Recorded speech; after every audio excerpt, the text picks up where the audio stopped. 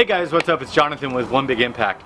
So welcome. It is the 30-day fitness challenge and we are currently on day 11. So congratulations and good job. You've made it this far so far. So today, and you're gonna make it the whole way, so don't take that the wrong way. Today we're actually going to talk about something that always comes up with myself, with others, and I'm gonna give you a few tips and tricks for breaking weight loss plateaus.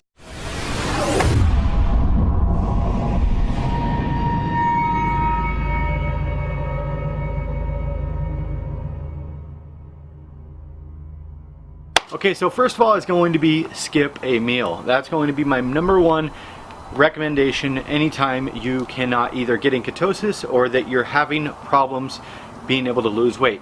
So that can tell you a lot of things. Your caloric intake needs are going to change as you become a smaller person.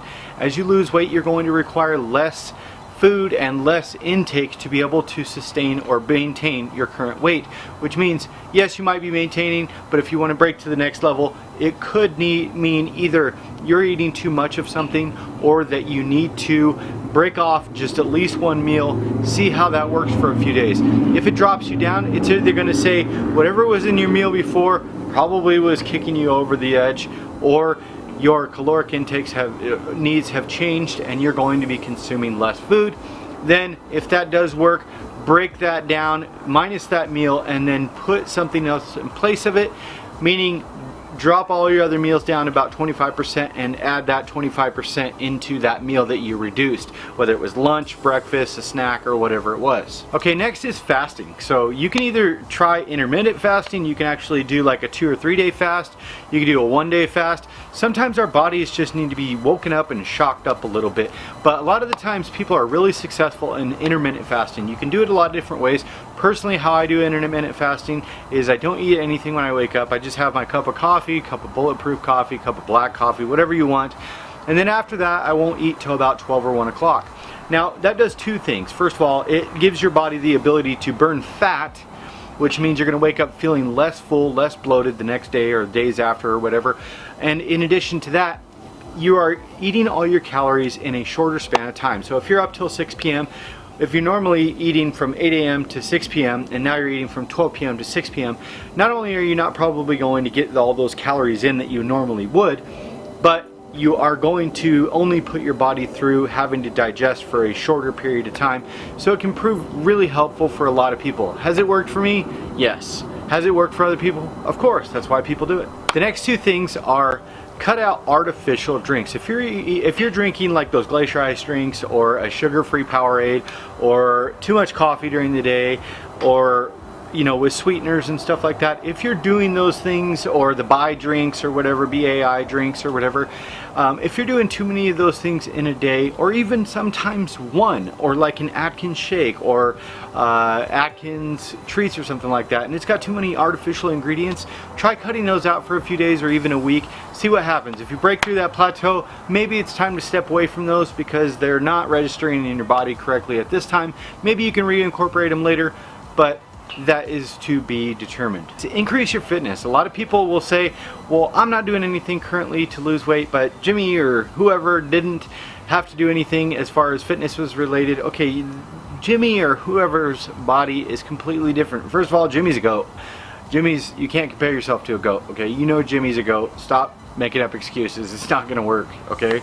I don't believe it. And so increase your fitness, okay? Maybe you need to do some HIIT training. I try not to say HIIT training because people are like, what does that mean? I need to hit somebody? No. High intensity interval training, meaning run, walk, run, walk, run, walk for a short period of time.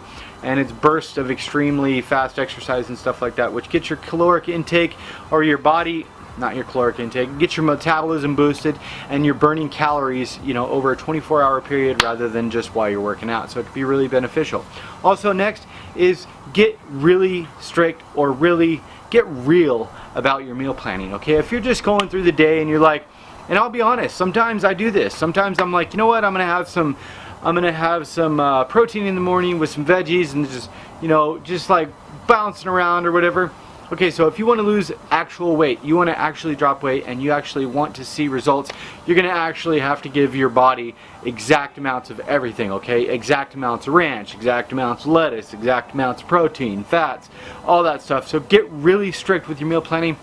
If you're just wandering around, so is your weight, okay? That's just how it works. Okay, so as you know, low carb lifestyles, keto, and many like Atkins or approaches can be very naturally diuretic, which means you drink a lot more water, you're going to pee out all your sodium, all your electrolytes and stuff like that. But I will say, in that sense, a lot of people tend to go way too heavy on the salt, and that can be bad too. It really can make you end up retaining a little bit more water than you would normally would. You know, when somebody says to go heavy on the salt because you have headaches or whatever it is, don't go too heavy, because then you're going to get yourself in a worse off situation and you're going to feel bloated. Honestly, I did this the other day. I was going kind of heavy on the salt. I was having a headache or whatever. It was like whatever, you know, going through the keto flu or something like that. So I backed off on the salt a little bit because I was feeling like just way too full. I actually lost a couple pounds within a few days. So it can be really helpful just to cut back on the salt and see what happens. If you start having adverse side effects, maybe incorporate it back in, but do it slowly.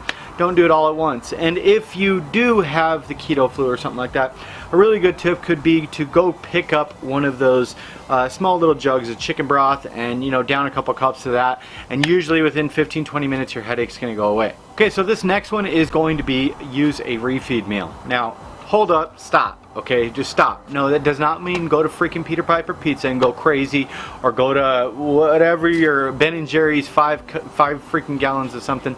Okay, be specific, be careful. If you have food addiction problems, or if you have carb addiction, or you like sugar way too freaking much, here's what you need to do.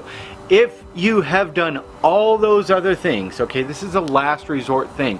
If you've done all those other things and you're addicted to food and you know this could potentially derail you, here's what you do. Okay, granted, everything else is done. You pick a day of the week. Now this day of the week has to be the same every week.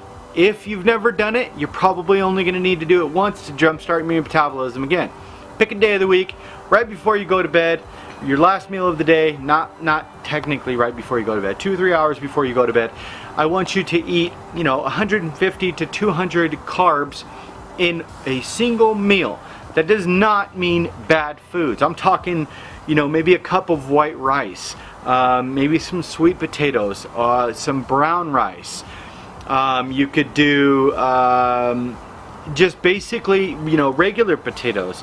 I don't think go into fruit or anything like that, but use all good whole grain foods. You can even, you know, maybe get some really good whole grain bread with some peanut butter or something like that. You know, load up on your carbs, get your leptin, you know, all your hormones back in gear, so that they know, okay, everything's cool, we can start losing weight again. And see how, don't worry about the next day, don't worry about 2 days after, but after about 3 or 4 days, you should see that you drop that water weight that you put on from those carbs, and you can definitely continue to start losing weight. It restarts your metabolism, and it's a really good, super effective way. But be careful, don't eat bad carbs. No simple sugars, no candy, no ice cream, none of that. You're literally eating good, wholesome, complex foods. That's it. Now the next one is going to be something that I need to practice more myself, and we probably all do. Some people really naturally get tons of sleep, and that can be really good but really bad. You don't want to oversleep, because then you're just groggy, you're not really wanting to do anything. But if your target for an adult, you should be getting between 7 and 9 hours of sleep. If you're not, if you're getting 4 or 5 or something like that, I understand, life's busy, that's cool. I get about 5 hours a night of sleep, but I try to throw in a nap or two during the day, and maybe you can't do that, but maybe you could, you know, increase your amount of sleep by 15 minutes each night. 15 minutes each night. Stop sitting in front of the TV, go on a walk, come back exhausted, tired, and ready to sleep 15 minutes earlier each day. Over the course of the next few weeks, you'll end up with an hour or 2 extra of sleep. If you don't get enough sleep, your body is releasing more stress hormones and it's not properly functioning. Therefore, it's going to do crazy things. It's not going to lose weight. It doesn't know what's going on. Give it the proper amount of sleep. Be relaxed. If you're not relaxed, maybe you could go on YouTube and watch some like waterfalls or something like that. You guys, I hope you guys like our video. Please stay strong. It is day 11, I believe, of the One Big Impact 30-day fitness challenge. Keep up the good work. Keep asking questions. If you have a tip for breaking a weight loss plateau, please put it in the comment section below. Have a beautiful day. Remember to spread love, not hate, and be stronger than your excuses. Peace.